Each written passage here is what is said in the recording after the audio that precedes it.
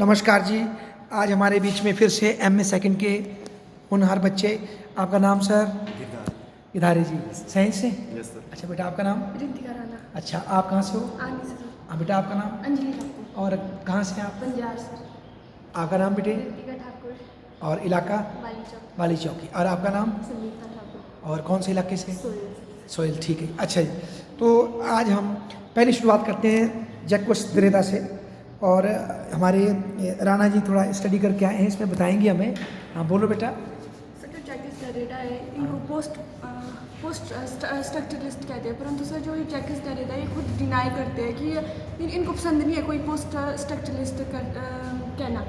परंतु सर जो हम पढ़ते हैं इनको पोस्ट स्ट्रक्चरलिस्ट ही कहा जाता है क्योंकि सर इन्होंने स्ट्रक्चरलिज्म की जो थ्योरी है उनका क्या आलोचना की है सर। शाबाश। तो सर जैकिस डेरिडा है सर, वह पोस्ट स्ट्रक्चरलिस्ट है सर। इन्होंने थ्योरी ऑफ डिकंस्ट्रक्शन दी है रोबोटिक को। आपने बात बताई, इन्होंने, हमने भी शायद तो सुना था, क्यों उनको पोस्ट स्ट्रक्चरलिस्ट का लेवल पसंद क्यों नहीं होता? आप ऐसे आइडिया लगाओ ना, क्यों वो अपने को पोस्ट स्ट्रक्चरलिस्ट नहीं कहना चाहता था? क्या कारण हो सकता है बेटा?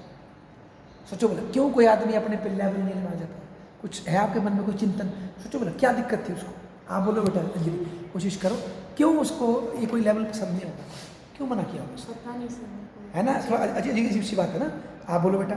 सर कॉमन सेंस में अगर बोले तो हाँ, common मतलब अगर कुछ अपने को इम्पोर्टेंस देना तो बंदा मेहनत करना छोड़ देता है। अच्छा, तो ये हो मतलब सकता है। बहुत अच्छी बात बोली आपने कि वो किसी तरह का कोई ईगो या कोई सम्मान है ना, या कोई टैगिंग की मुझे ये सोच के लोग मुझे शायद बात ना करें और लोग बात ना करें। उसका स्ट्रगल रुक जाता है। हाँ, क्या बात बोली आपने, मिल मतलब जाता ना सर उसको। हाँ, उसका मेहनत मतलब वो किसी भी तरह के उसके साथ जुड़ के खुद को देखना चाहता था ना। आप बोलो बेटा, आपको क्या लगता सर है? जो डेरिडा है सर उन्होंने थ्योरी भी दिया है कि सर वो कहते हैं कि मीनिंग का जो क्या बोलते हैं मतलब है सर वो चेंज होता रहता है जैसे हम पास जाते हैं। और इसी मायने में सर शायद वो ऐसा भी कहते हैं कि अगर किसी को हम पद देते तो वो सर चेंज होता रहता है। हाँ, जो पोस्ट स्ट्रक्चरलिस्ट है उसकी परिभाषा भी चेंज होती रहनी है। हाँ, हाँ ठीक। जी, सर चेंज होती रहती है। जैसे मतलब कोई व्यक्ति है किसी अर्थ खोजता है सर, तो जैसे जैसे वो पास पहुंचता था उसके मतलब वो बहुत सारे अर्थ निकलते रहते सर, इसलिए शायद वो किसी पोस्ट को भी इसी वे में डिस्क्राइब करते क्या हैं। बात बोली आपने। पोस्ट अपने आप को पोस्ट स्ट्रक्चरलिस्ट कहने के लिए मना के किया है। खिलाफ है। जैसे मैं आप बताऊँ आपको आज क्या हो रहा है यूरोप में, उनकी वफात के 2000 कुछ में मरा शायद वो, तो आज 20 सालों बाद क्या हो रहा है, अब यूरोप में लोग पोस्ट मॉडर्निज्म, पोस्ट स्ट्रक्चरलिज्म, और इससे एक चीज़ हम डिस्कस की थी, वोक, याद होगा, वो कौन अपने अधिकारों के लिए लड़ना। इस चीज़ को अब यूरोप में बहुत से लोग ना गंदा मान रहे हैं। क्यों? क्योंकि इससे क्या हुआ कि बार बार कमज़ोर का साथ दो, माइनॉरिटी का साथ दो, इससे कुछ नेगेटिव वहाँ इम्पैक्ट बाहर आए, मल्टीकल्चरलिज्म के भी। तो बहुत से लोग अब ऐसे खड़े हो रहे हैं यूरोप में, जिसमें एक जिजेक भी है, आप लोगों ने एक दिन बात की थी, मैंने एक दिन आपका वीडियो भी दिया था, जिजेक उनका नाम है। वो ये बोल रहा है कि इन पोस्ट मॉडर्निज्म के नाम पे, पोस्ट स्ट्रक्चरलिज्म के नाम पे हमने बोला कि जो कमज़ोर है उसको भी देखो। उस चक्कर में जो ज़्यादा में संख्या में लोग हैं वो खुद को घटिया समझ रहे हैं। तो हर एक वैल्यू अच्छी है, चाहे आप गोरे हों, चाहे आप काले हों, चाहे आप ट्रांसजेंडर हो। ट्रांसजेंडर होना महान कैसे हो सकता है? जैसे कि औरत और पुरुष होना भी महान नहीं है, तो ट्रांसजेंडर होना भी कोई महान बात थोड़ी है, एक प्रकार है। पर क्योंकि पोस्ट मॉडर्निज्म के नाम पे हमने डाइवर्सिटी को चेरिश करना शुरू कर दिया, तो अब लोग ऐसे खड़े हो गए जो बोलते हैं मैं ट्रांसजेंडर हूँ तो मैं यूनिक हूँ। अरे तू उतना ही यूनिक है जितना एक औरत और एक मर्द है। या जिसे एक बोलता है कि भाई जैसे जो गोरी चमड़ी के लोग हैं उनके अंदर एक बीमारी आ गई आज, वो ये है कि वो खुद को, ये गोरे लोग घटिया दिखाते हैं कि हम गोरे हैं, हमने दुनिया पे राज किया, हमने दुनिया का शोषण किया। तो इसके मतलब वो अपने को, तो अपने कल्चर को ओन ही नहीं कर रहे। और वेस्ट का कोई अफ्रीका का कल्चर है, कोई अरब कल्चर है, कोई ट्राइबल कल्चर है, उसको खुश हो रही है, बहुत अच्छा कल्चर है ये। अरे तुम्हारे कल्चर में तो कुछ अच्छा होगा। मतलब हर एक कल्चर यूनिक है, अपने आप को निठल्ला क्यों दिखा? और इससे कर क्या रहे हैं वो? अपने कल्चर को तो घटिया मान रहे हैं। जब कोई दूसरा बोले कि नहीं आपके कल्चर में भी कुछ अच्छा है, तो वो बोलते नहीं नहीं नहीं नहीं, आप मेरी बात मानो, तुम्हारा ही जो ये नया कल्चर है यही अच्छा है। तो मतलब ये भी उन्होंने एक पॉलिटिकल आइडियोलॉजी बना दी है कि अपने गोरे कल्चर को ख़त्म कर दो और जो ये बाहर से जो कल्चर आ रहे हैं या आदिवासी कल्चर है उन्हीं को चेरिश करो। तो ये बोलता है एक तरह से खुद को डिनाई करने वाली बात है, ये भी एक बीमारी टाइप है। हमें हर कल्चर को स्वीकार करना पड़ेगा ना। अगर एक ट्रांसजेंडर होना महान है, मतलब अलग बात है, तो औरत होना भी ब्यूटीफुल बात है। पुरुष होना भी एक मतलब बात है, किसी एक को प्रायोरिटाइज करना है क्यों है, किसी एक को महत्व देना है क्यों है। तो इसलिए आज यूरोप में अभी जो Derrida बात बोल रहा है ना कि अगर उसको हम टैग लगा देंगे कि Derrida पोस्ट मॉडर्निस्ट था, पोस्ट स्ट्रक्चरलिस्ट था, है ना, ये उसमें भी उसको मानते हैं मॉडर्निस्ट, पोस्ट मॉडर्निस्ट। तो वो एक तरह से आज Derrida अगर जीवित होता शायद वो इस चेंज को देखता और वो अपनी थ्योरी को क्या करता, थोड़ा सा चेंज करता। मतलब सत्य की परिभाषा या परिवर्तन की परिभाषा हर पीढ़ी के हिसाब से क्या हो जाती है, हाँ, शायद इसीलिए वो लेवल नहीं अपने को लगाना चाहता है। बहुत अच्छा बोला आपने। और बोलो बेटा, शाबाश। सर जो इन्होंने थ्योरी दी है वह डीकंस्ट्रक्शन इसकी जो डिफाइन करते हैं, इसमें वो कहते हैं जो डीकंस्ट्रक्शन का मतलब है वो डिस्ट्रॉय करना नहीं है कि किसी अगर कोई डीकंस्ट्रक्ट करना है तो इसका मतलब ये नहीं डिस्ट्रॉय कर दो, अगर कोई चीज़ें ख़त्म कर दो। वह कहते हैं जो डीकंस्ट्रक्शन है वह डिसमेंटल है। जैसे फॉर एग्जांपल जैसे कोई मशीन है सर, अगर उसमें कोई फॉल्ट होगा, उसमें कोई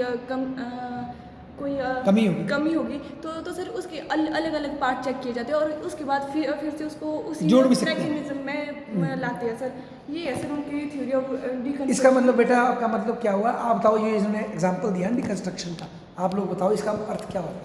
मतलब जैसे इन्होंने कार है, उसको एक एक पीस करके खोलना, एक एक चीज़ को सर सही उसकी लेयर निकालना है ना, ताकि उसको बेटर हम वो बड़ी कैसे उसको अंडरस्टैंड, पूरे डिस्ट्रॉय करना है, तो उसकी एक एक चीज़ कमी होगी और सर जो उसमें फॉल्ट है उसको सही ढंग से ठीक किया जा सकता है। सर ये है क्योंकि सर अगर किसी चीज़ में कोई फॉल्ट होगा, कोई कमी होगी, उसको सर ख़त्म करके कोई सोल्यूशन तो नहीं मिलेगा ना सर। इसलिए वो कहते हैं जो डीकंस्ट्रक्शन है उसका मतलब डिसमेंटल करो, अलग अलग पार्ट चेक करो और उस पार्ट में जो फॉल्ट है सर उसको ठीक करो। इसका मतलब डीकंस्ट्रक्शन हुआ किसी चीज़ की अंडरस्टैंडिंग ही होगा फिर। जैसे क्रिटिकल थ्योरी गहराई में जानी, जैसे क्रिटिकल थ्योरी करती है, हाँ, जो मेनस्ट्रीम थ्योरीज है उसको मतलब डिनाई डिकंस्ट्रक्ट करती है। देखो कैसे, जो यस उनको जैसे फॉर एग्जांपल मैं बता दूँ ना इंटरनेशनल रिलेशन का, जैसे वो बोलते हैं कि देशों के नेशनल इंटरेस्ट होते हैं, मतलब देशों में वो एक आदमी का रूप डाल देते हैं। अगर आप ध्यान से देखेंगे ना कि इंटरनेशनल लेवल पे भी स्टेट ऑफ नेचर है, ताकतवर देश कमज़ोर देश को खाता है। तो एक तरह से हमें ये दिखाया था कि भारत भी एक तरह का क्या है, इंसान है, उसके इंटरेस्ट है। तो देखो किस तरह से हम उस थ्योरी को लेकर के कहीं और डाल देते हैं। मेरी बात समझ रहे हैं आप। तो मतलब इन थ्योरी को डिकंस्ट्रक्ट करना, ठीक है। क्या आप कोई और एग्जांपल देके कोई थ्योरी को डिकंस्ट्रक्ट कर सकते हैं कि किसी भी कोई भी थ्योरी, सोचो भला कोई एग्जांपल दे सकते हैं आप डिकंस्ट्रक्शन का, कोई एग्जांपल। जैसे मान लो इसका बताओ, लड़के लड़की में जो भेद होता है समाज में खड़ा धीरे धीरे, इसको बताओ, आप बताओ रितिका, एग्जांपल से बताओ कैसे खड़ा होता है। जैसे कि सर जो कंस्ट्रक्टिविज्म है ना, वो भी तो ये कहता है कि जो सोसाइटी में जो लोगों के जो बिलीव्स है उनसे जो है वो सोसाइटी के कुछ नॉर्म्स या वैल्यूज ऐसे क्रिएट कर देते हैं, जैसे कि जिससे हम मतलब उसको वैसे ही देखें, जैसे आपने बोला कि लड़के लड़कियों का ऐसे सर मतलब उनमें भेदभाव नहीं ना होना चाहिए, लेकिन लोगों की जो विश्वास है उन्होंने उसको वैसा बना दिया कि हम सब भी उसको मतलब उसी तरीके से देख पाते हैं। क्या बात बोली। कंस्ट्रक्टिविज्म विशेषकर इंटरनेशनल रिलेशन में बड़ी योगदान है इनका ना। ये मानते हैं कि सारे जो ये देश बने हैं, इंटरनेशनल ऑर्गेनाइजेशन, ये सब कंस्ट्रक्ट हुए हैं, सारी आइडेंटिटी कंस्ट्रक्ट हुई है, गिवन नहीं है, ये बनाई जाती है ना। ये क्रिटिकल थ्योरी का ही पार्ट है और कहीं ना कहीं ये डिकंस्ट्रक्शन में भी इसको हेल्प करेगी ना। बहुत अच्छा बताया आपने। अच्छा आप बोलो गिरधारी, कोई ऐसा बताओ जरा जहाँ आप डिकंस्ट्रक्शन की थ्योरी लगा सकते हो, कोई ऐसी एग्जांपल दो अपने उससे। सर अभी तो कोई सोचो ना अपने इससे, जैसे कि फॉर एग्जांपल कोई ऐसे जो आपके जीवन में आपने देखी हो कोई चीज़, जैसे देवता तो देखा होगा आपने, देव आपके गाँव में देव होगा भी है ना, तो उसको डिकंस्ट्रक्शन से देखो भला, कैसे देखोगे देवता? सर इतनी जल्दी कोई आएगा अभी थोड़े बस हो सकता है ना। अच्छा आप कर सकते हो। सर जैसे बहुत सारे अंधविश्वास होते हैं हमारी सोसाइटी में, या अच्छा। सुपरस्टिशंस होते हैं कुछ भी, चलो अंधविश्वास ना बोले तो एक तरह से एक ऐसा जिसको हम एक्सप्लेन नहीं कर सकते, एक्सप्लेन नहीं कर सकते, या फिर कुछ भी जिस चीज़ को हम मानते हैं, हाँ। मतलब बिलीफ है जिसमें, हाँ। तो उसको भी हम मतलब डिकंस्ट्रक्ट करके देख सकते हैं कि जैसे एक उदाहरण दूँ मैं आपको, जो हमारे देवते हैं ना यहाँ पर पहाड़ों में, ये सारे इस तरह के छत्र वाले नहीं थे पहले। शुरू में जब ये आए होंगे ना, कोई पत्थर से उभरा होगा, एक पत्थर को पूजते होंगे। नो सर, हाँ। सर जैसे हमारे गांव में देव है सर, हाँ। सर वो निकले जमीन से, हाँ। मतलब मुख होते हैं सर, हाँ। वही निकला है सर। हाँ। परंतु sir time to time period sir वो मुख मतलब उसमें सर कुछ फॉल्ट आ गया, मतलब अच्छा। सर उसके बाद नया मुख बनाया सर, ये प्रोसीजर होता पर है। अब आप उसका देवते घर आपका वो भी होगा चखने वाला, बन गया ना रथ। तो मतलब जो देवते इन पहाड़ों में खशों के थे ना, वो धीरे धीरे उनके रूप बदल रहे हैं। आज से 200 साल पहले जब जो देवते थे वो तब इतनी समृद्धि भी नहीं थी, इतना सोना चांदी लगा नहीं सकते थे। एक उदाहरण देखो, देवताओं के मंदिर जो बनने के चला है आजकल, किसी बच्चे से बात हुई है, आपके थाची वैली में 20 करोड़ का मंदिर बना देवते का, बड़ी बड़ी कोठियाँ सैंज में, बड़ी बड़ी बंजार में बड़ी बड़ी कोठियाँ बननी शुरू हुई होगी, देखा होगा, क्योंकि अब लोग अमीर हो रहे हैं तो बन रही है। शिमला साइड तो मैं पहले देख रहा हूँ, कोट जुबल कोट खाई वगैरह में करोड़ों के मंदिर बने हैं, पैसे होंगे ना लोगों के पास, तो अब वो खर्च सरकार भी करती है और खुद भी लोग लगाते हैं पैसा, जबकि पुराने देवते के मंदिर फटे के ही हुए होंगे। बट जो हमारा कल्चर है उसको सर बनाए रखना, उसको सुरक्षित रखना, ये तो सर अच्छी बात है। नहीं, मैं विरोध नहीं कर रहा हूँ, पर मैं बता रहा हूँ जो देव आज आपको दिख रहे हैं ना, इस सदा ऐसे नहीं थे।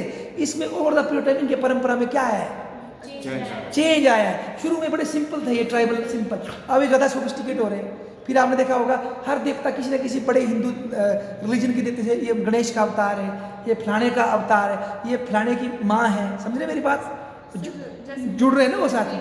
जैसे करंटली सर बंजार की बात है सर, वहाँ पर भी बात हुआ देवगो में सर, वो अगले दिन के लिए उन्होंने अपना ही देवता सर तैयार कर दिया, अगले दिन के लिए। चलो फिर झगड़ा हुआ वही, हाँ, हाँ, सर। तो फिर देवता कहाँ रख दिया, अपने अपने घर में अच्छा ठीक अलग है। अलग देवता तैयार कर दिए। तो मैं ये बोल चाहता हूँ देवता के हिसाब से कि ये जो आप आज देव का इंस्टीट्यूशन आप देख रहे हैं कारदार वगैरह, ये धीरे धीरे बना है और ये टाइम टू टाइम रीडिफाइन हो रहा है, ये मानते हैं आप, वक्त के हिसाब से, और आगे भी इसका रूप बदलेगा, सदा ऐसा नहीं रहेगा। ब्रह्म है इसमें, इसका रूप परिवर्तित होता जा रहा है। अब देखो किस तरह से ये जो इंस्टीट्यूशन है अब स्टेट के साथ जुड़ गया है।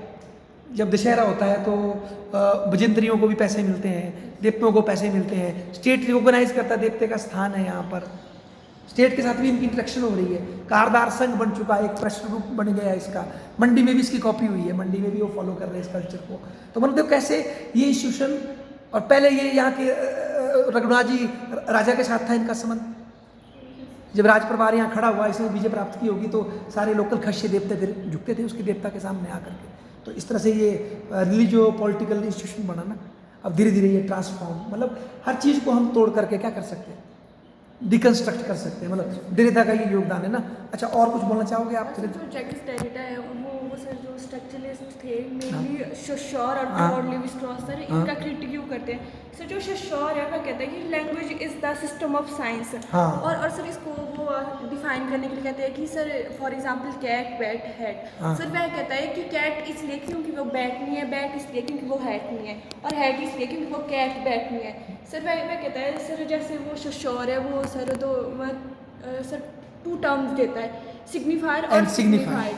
सर जैसे सिग्निफाइड होता है द फिजिकल फॉर्म सर, जैसे लेटर आइकन कोई चीज़, और जो सिग्निफाइड होता है सर वो होता है सर जिस चीज़ को हम सिग्निफाइड करें, जो वस्तु है सर इसका वो क्या बोलते करता है। और सर जो डेरिडा है वो क्वेश्चन उठाता है कि there is no fixed meaning.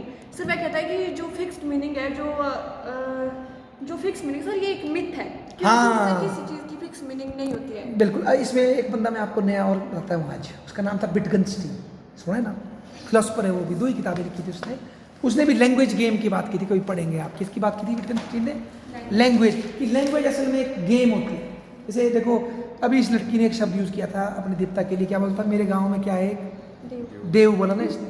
तो देव अगर आपने समझना है ना, तो देव कोई बाहर का पंजाब से आके बंदे को पता लगेगा। जो यहाँ का आदमी जो यहाँ के कल्चर को समझता है ना, वो देव समझ जाएगा, गूर समझेगा, माली समझेगा। तो मतलब जो एक कोई शब्द होता है ना लैंग्वेज, उसकी एक पूरी गेम है, संबंधों की श्रृंखला है। तो इसकी बात की थी विटगेन्स्टीन ने कि कोई भी शब्द आउट ऑफ कंटेक्स्ट नहीं होता, उसका एक कॉन्टेक्स्ट में मीनिंग होता है। हाँ बिल्कुल सही बात बोली, ये विटगेन्स्टीन ने बोली थी ये बात, ठीक है, लुडविग वॉन विटगेन्स्टीन, वो भी लिंग्विस्ट पे काम करते थे। और ससुर की बात बोली इन्होंने, सिग्निफायर और सिग्निफाइड। आप क्या मानते हो कि लैंग्वेज में जो शब्द सिग्निफायर और सिग्निफाइड या ससुर के बारे में जानते हैं आप? थोड़ा सा कुछ बता सकते हैं? या चलो उसको छोड़ो, ये बताओ बेटा, क्या लगता है आपको, शब्दों का कोई निष्पक्ष मीनिंग हो सकता है, या जो ये बोल रहा है अपना दरेदा, ये हर शब्द के मीनिंग अलग अलग हो सकते हैं, कॉन्टेक्स्ट में अलग अलग हो जाते हैं, ऐसा है या नहीं, क्या लगता है आपको? सर हो सकता है ऐसा कि एक ही कोई शब्द है उसका मीनिंग अलग अलग हो सकता है किसी के लिए। जैसे बताओ कोई शब्द बोलो। जैसे कोई- इन्होंने बताया था एग्जाम्पल, हाँ। इंटरेस्ट का एग्जाम्पल। हाँ। इंटरेस्ट ये भी हो सकता है कि किसी चीज़ में रुचि लेना, या हाँ। म्यूजिक में रुचि लेना, हाँ।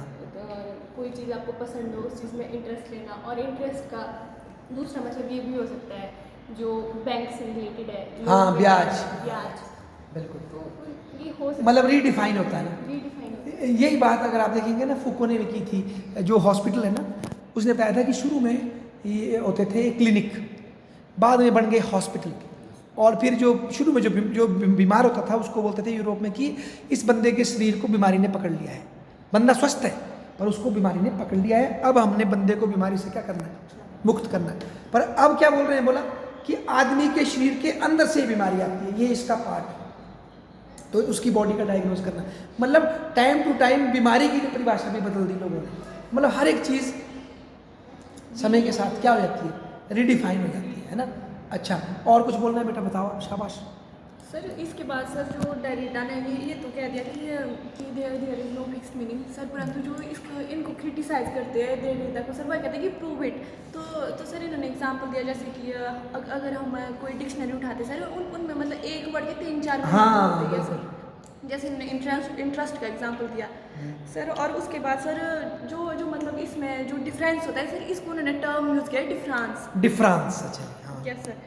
और फिर सर ये भी कहते हैं कि अल्टीमेट मीनिंग और फिक्स मीनिंग एक मिथ है सर। इसके बाद सर जो नेक्स्ट, क्या आप उसकी इसको एक्सप्लेन कर सकते हैं, डिफरेंस से क्या मतलब है उनका, मतलब किस चीज़ के लिए डिफरेंस यूज़ किया उन्होंने, देखो लिखा भी है आपने, पढ़ो बोला क्या है डिफरेंस, ये लिखा है बेटा आपने ना, क्या क्या एक्सप्लेन किया, देखो लिखा है आपने। सर डिफरेंस उन्होंने यूज़ किया है अल्टीमेट मीनिंग और फिक्स्ड मीनिंग के लिए, कि सर नहीं है जो मीनिंग्स के मीनिंग होते हैं सर, इनमें डिफरेंस होता है। अच्छा, उसके लिए यूज़ करते हो कि शब्दों के अलग अलग मीनिंग में अंतर पाया जाता है ना, सर इसको सिग्निफाई करने के लिए उन्होंने डिफरेंस टर्म दिया है सर। दी। अच्छा, और एक बात हमने उस दिन की थी, एक शब्द उन्होंने और दिया था, एपोरिया, आपको याद होगा, तो बताओ क्या होता है एपोरिया, और बोला वो ज़रूरी होता है एपोरिया।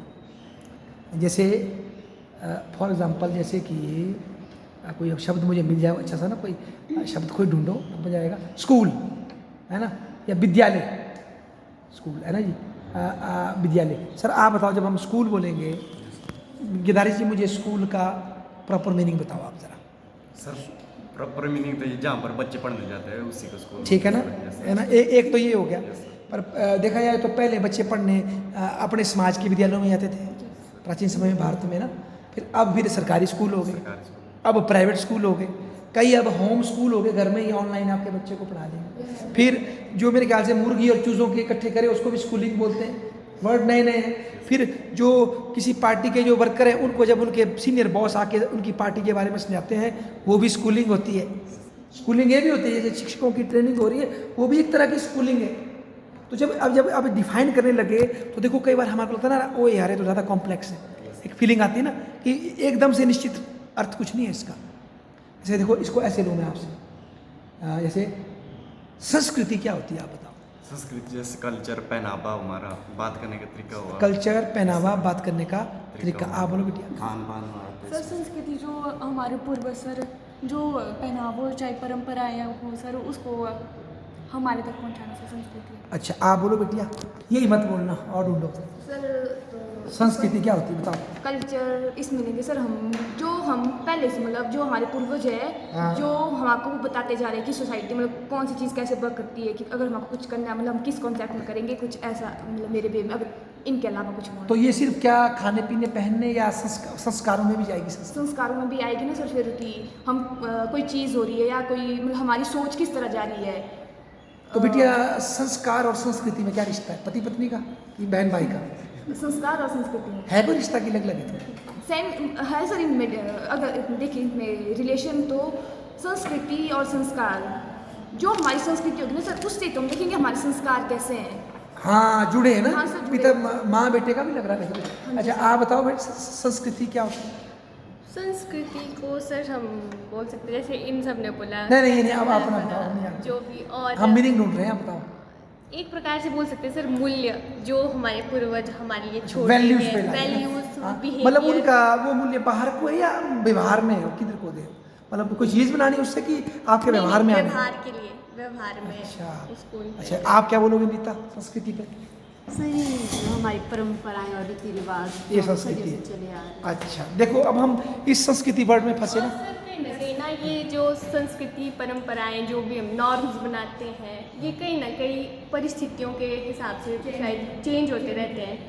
जैसे कुछ भी, जैसे फूड का एग्जांपल ले लो, हाँ। या फिर पहनावा पहनावे का हाँ। एग्जांपल ले लो, जीवन मूल्यों का ले लो। जीवन मूल्यों का, ये मतलब परिस्थितियों के हिसाब से चेंज होते रहते हैं। अब देखो, जब हम इस संस्कृति शब्द वैसे आप सब समझते थे है ना इससे पहले, पर जब हम इसका मीनिंग ढूंढने गए कितना गहरा हो गया नहीं, और कन्फ्यूजन से भर गए। और मुझे आपसे बात करते हुए लगा कि संस्कृति मेरे को लग रहा है बेटा ना, क्योंकि मैंने कहीं तो पहले पढ़ा भी था कि, और वो भी एक ही मीनिंग है, वो सही नहीं हो सकता, कि एक तो होती सभ्यता। सभ्यता होता है आपकी संस्कृति जब बाहर को आती है ना, भौतिक वस्तुओं में, कोई आप स्कूल बनाते हैं, कोई मंदिर बनाते हैं, कोई पोडियम बनाते हैं, तो उसमें आपकी संस्कृति दिखेगी उस सभ्यता के माध्यम से। जैसे चाइना के घर देखेंगे तो इनमें वो डिज़ाइन ऊंची छत वाले घर दिखेंगे, हमारे पहाड़ों में पहाड़ी घर दिखेंगे, वो है आपकी सभ्यता, संस्कृति से आई ना वो। संस्कृति है आपके अंदर के जीवन मूल्य, किस तरीके से आप जीते हैं, और संस्कार है जब उन जीवन मूल्यों को दिखाने के लिए आप कुछ रेगुलर नियम बनाते हैं ना, सुबह उठना, अन्नप्राशन, मुंडन, जो भी, वो है संस्कार। जब संस्कृति को दिखलाने के लिए आप कुछ रीति रिवाज सख्त बनाते हैं, उनको फॉलो करते हैं, वो फिर क्या हो गया, संस्कार हो गए। पर ये भी कोई वैल्यू फाइनल नहीं है हमारी। तो देखो कितना मुश्किल हो रहा है इसको ढूंढना है मूल्य को। तो ये जो फीलिंग है ना, इसको बोला उसने एपोरिया। जब हम किसी वर्ड का एग्जैक्ट मीनिंग ढूंढने जाते हैं और ये पाते हैं कि इसका एग्जैक्ट मीनिंग तो पाँव लगी ही रहे नीचे, हमको पता नहीं लग रहा है ना, तो ये जो थोड़ी देर की हमारी जो ये असमंजस है ना, असमंजस, इस असमंजस की फीलिंग बहुत ज़रूरी है, ऐसा बोलता है दृढ़ता। क्यों ज़रूरी है बोलो, पागलता हो, ताकि आप ये रियलाइज करें। हाँ बोलो क्यों? शायद इसलिए ज़रूरी है ताकि हम ये सोचें कि भाई ये कुछ भी फिक्स नहीं। हाँ गुड, जीवन में कुछ भी सडन नहीं। और हमारे अंदर लगे रहे कि भाई इसके आगे क्या होगा, क्या होगा, हाँ, तो किसी भी वस्तु का जो मीनिंग हमको बताया जाता है उसको हम ऐसे एक्सेप्ट ना कर ले, उसको क्रिटिकली देखें। और मीनिंग क्या हो। हाँ, इसीलिए दृढ़ता पोस्ट स्ट्रक्चरलिस्ट भी है और पोस्ट मॉडर्निस्ट भी है, क्योंकि पोस्ट मॉडर्निस्ट भी ये मानते हैं कोई ग्रैंड थ्योरी नहीं होती, कोई सटन नियम नहीं होते, हमें चीज़ों को कंटेक्चुअली देखना पड़ेगा, उनका मीनिंग क्या हो जाता है, चेंज हो जाता है। तो ये बात हमारे दृढ़ता करते हैं, ठीक है। अच्छा, तो इसको तो मैं अभी दृढ़ता पे कुछ और बताना, तो बताओ, कुछ छूट तो नहीं गया हमसे? बाइनरी ऑपोजिशन वगैरह सर। हाँ, बाइनरी ऑपोजिशन बोलता आपने, क्या होता है ये? सर बाइनरी सर जो डेरिडा वह कहता है कि जो सर पहले के थिंकर है, चाहे वो प्लेटो से लेकर रसेल्स तक है सर, हाँ। उन सब ने बाइनरी ऑपोजिशन का उपयोग किया सर। जो बाइनरी ऑपोजिशन है सर, इसको एग्जांपल से समझ सकते हैं सर, जैसे बताओ। वाइट का उल्टा ब्लैक होता है, हाँ, मैन का वुमेन, वुमेन, डे का नाइट। वो यस सर। बहुत बढ़िया। इसको हिंदी में वर्ड ढूंढ रहे थे हम उस दिन, क्या होता है हिंदी में? हाँ, द्विआधारीय भेद है ना ये। तो ये दृढ़ता बोलता है बेसिकली, आप करेंगे क्या है, बाइनरी ऑपोजिशन बोले कोई बच्चा है, करो ट्राई। दृढ़ता बोलता है, क्या बोलता है बच्चों? वो बोलता है जो बुद्धि है ना जी, वो चीज़ों को समझने के लिए वो भेद करती है। बुद्धि को समझने के लिए क्या करना पड़ता है? भेद, तोड़ कर देखना पड़ता है। जैसे मैं बोलूँ ये पेड़ है बाहर, ठीक है, तो ये पेड़ है नहीं, असल में ये पेड़ हो रहा है, बीज से लेकर के चल रहा है और अभी चल रहा है और मरेगा ये, ठीक है। पर हमको बोलना पड़ता है जो चीज़ है वो तो हमेशा रहनी चाहिए, पर अगर आज सुमित है या गिरधारी है, कल तो ये रहना नहीं है, पर हमको क्या बोलना पड़ेगा? गिरधारी है। मतलब समझे मेरी बात? तो हमें चीज़ों को बताने के लिए, जैसे मैं बोले इसका रंग क्या है, बोलेंगे सर आधा सफेद है आधा काला है, तो बेतुका हो गया ना फिर वो। तो क्लियर कर भाई क्या है कि नहीं है। तो इसीलिए है या ना करने के चक्कर में बुद्धि हर चीज़ों को क्या करती है? तोड़, हाँ, दो करती है। तो वही हो गया। सफेद क्या हुआ असल में देखा जाए तो सफेद और काला तो जुड़े हैं आपस में। जो सारे कलर चूसेगा वो काला हो गया, जो सारे कलर छोड़ देगा वो वाइट हो गया। तो वो एक लंबी श्रृंखला का क्या हुआ बच्चों? हिस्सा हुए ना, वो दुश्मन थोड़ी है, वो दो अलग हिस्से थोड़ी है, वो असल में वो एक ही पार्ट का है। जब सफेद में सबकी मात्रा समाती जाएगी तो वो सफेद ही किस में बदल जाएगा? सफेद में, मतलब है ना। और जब सब छोड़ता जाएगा तो काला क्या हो जाएगा? वाइट हो जाएगा। वैसे ही दिन और रात का देख लो, ऐसे तो अलग है, पर असल में वो क्या है, जब प्रकाश की मात्रा सघन हो जाएगी तो दिन हो जाएगा, जब प्रकाश की मात्रा कम हो जाएगी तो क्या हो जाएगा? रात। और जन्म और मृत्यु देख लो, है ना, जन्म और मृत्यु पूरक है, दुश्मन थोड़ी है, पर हम उसको अलग करके देखते हैं। तो ये जो तोड़ने की जो हमारी चीज़ है, ये हमारी बुद्धि की वजह से तो करना पड़ता है। इसीलिए वो मेरे ख्याल से हमने बात की थी, लोगोसेंट्रिसिज्म का विरोध करता है वो। शुरू से इन फिलोसफरों ने लोगोसेंट्रिसिज्म को फॉलो किया। अब मैं भूल गया लोगोस क्या होते हैं, भाषा संबंधी। हाँ, भाषा संबंधी। सर जो ग्रीक लैंग्वेज में सर लोगों का मतलब होता है एक शब्द, हाँ बोलना है ना, मतलब कि शुरू से इन लोगों ने, मेरे को याद आया थोड़ा सा, भाषा को लिखत से ऊपर माना, स्पीच ओवर टेक्स्ट। प्लेटो भी यही बोलता था कि जो मुख से है ना, क्या है किसी को याद आया, मुख से जो बोलते हैं वो ज़्यादा अच्छा है, लिख के थोड़ा उसमें कमी। सर फॉर एग्जांपल जो प्लेटो है सर, जो उनके गुरु थे ना सोक्रेट्स, हाँ। सर उन्होंने तो सिर्फ जो अपना ज्ञान है उसको बोला ही था। कबीरदास ने भी और बोला ही, फिर बाद में लोगों ने लिखा। प्लेटो ने उसको लिखा सर, हाँ। इसलिए जो प्लेटो है वो सर क्या बोलते हैं, स्पीच को ज़्यादा मैटर देते हैं राइटिंग से, क्योंकि सर वो अपने गुरु से इंस्पायर्ड थे सर। हाँ गुरु से, ठीक है ना जी। तो और यही वेस्टर्न बहुत से थिंकर सोचते हैं इसके खिलाफ दरेदा है ना, Yes, sir. वो जो क्यों खिलाफ है वो? बाइनरी ऑपोजिशन है सर, इससे हायरार्की आती है सर। मैं बड़े छोटे का भेद आता है सर कि वह कहता है जो ये हायरार्की है सर, इसको मतलब इसके खिलाफ है वो सर, और इसको ख़त्म करने के लिए वह कहते हैं कि सर जो उन्होंने थ्योरी ऑफ डीकंस्ट्रक्शन का है सर वो यहाँ पे अप्लाई करती है। वह कहते हैं कि जो ये हायरार्की है सर, इसको मिटाना होगा, मतलब सबको इक्वल नज़र से देखना होगा। और सर जो चाहे आप वाइट और ब्लैक एग्जाम्पल हो सर, वाइट भी उतना इंपॉर्टेंट है जितना ब्लैक है, और ब्लैक भी उतना इम्पॉर्टेंट है जितना सर वाइट है। वाह अच्छा, कोई कमेंट तो नहीं करने का, इसमें करने कमेंट करना चाहते हैं बेटा आप? कुछ ये चर्चा हो रही है? देखो बेटा आप क्या बोल रहे हैं, मैं समझ रहा हूँ जो आप बता रही हैं। आप बता रही हैं मैं कि उसने कहा जब आप स्पीच को महत्व देंगे और जब बोलेगा आदमी तो उसको अपने तर्क से बताएगा ना, तर्क से बताएगा तो चीज़ों को तोड़ के बताएगा। जब प्लेटो बोलेगा कि भाई देखिए ये फिलोसफर का शासन अच्छा है, फिलोसफर का शासन अच्छा है, तो जो गवार है उसका शासन बुरा है। मतलब जब आपने कोई चीज़ बयान करनी है तो आपको तर्क से बतानी पड़ेगी, और तर्क के बयानिए की हमेशा क्या होती है, एक लिमिटेशन होती है, क्योंकि आपको कोई बात रखनी पड़ेगी। इसीलिए अगर हम स्पीच को ही फॉलो करेंगे तो उसमें आपने बोला ये हायरार्की बनती है, कोई सुपीरियर आएगी चीज़, किसी को आप निकृष्ट करेंगे तभी तो बात रखेंगे। तो इसके बजाय वो बोलता है ये टेक्स्ट ज़्यादा अच्छे हैं, टेक्स्ट हमें मिलेंगे और टेक्स्ट को हम क्या कर सकते हैं, राइटिंग इसलिए अच्छी है क्योंकि सर फॉर एग्जांपल कोई राइटर है, उन्होंने कोई पोइम लिखी, कोई उन्होंने सर कोई लेख लिखा, हाँ कुछ बोल, चलो बोला वह कहता है कि सर उसने किसी और भेद से लिखा है, परंतु सर जो रीडर है वो उसको अपने भी ले सकता है। वह कहता है सर कि इससे प्लेजर मिलता है सर। वो सर जैसे कोई ये वही बात आ गई, उन्होंने पोइम लिखी सर, उन्होंने तो अपनी परिस्थितियों के हिसाब से लिखी होगी, और अगर मैं पढ़ रही हूँ सर तो मैं उसको अपने से रिलेट करूँगी ना, और उसमें सर प्लेजर आता है, एक मतलब आत्मा को तृप्ति मिली Yes, sir. है ना। और जो बोल गया वो तो खत्म हो गया, हमने सुना ही नहीं है ना। पर आज के दौर में जब YouTube अवेलेबल है और इस तरह के, तो हम तो किसी पुराने ऑथर की वाक्य सुन सकते हैं नहीं। ये उस टाइम दरिद्र के टाइम शायद ये फैसिलिटी नहीं थी, आज तो हम दरिद्र के ही लेक्चर सुन सकते हैं साक्षात। लेक्चर है ना सर, जो उसको डिफाइन करता है सर, वो भी सर वो कोई सर उसका ऑनर ही डिफाइन कर रहा है अपने वे में सर। ऐसा तो है नहीं कि वो 100% उसके बारे में जैसा उसने डिफाइन किया वैसा करे। हाँ वो नहीं कर सकते, क्योंकि मेरी स्थिति है अपनी ना, मैं उसको उन्होंने भी तो सर अपने जो एक्सपीरियंस है या अपनी बुद्धि से सर जो उसमें लॉजिक लगाएगा उसी के बेस पे सर वो क्या बोलते करेंगे, डिफाइन करेंगे उस चीज़ को। सही बात है। अच्छा कुछ आपने कुछ ऐड करना, किसी ने बोलो बेटा कुछ बोलना हो है, कुछ और बोलना है रितिका आपने?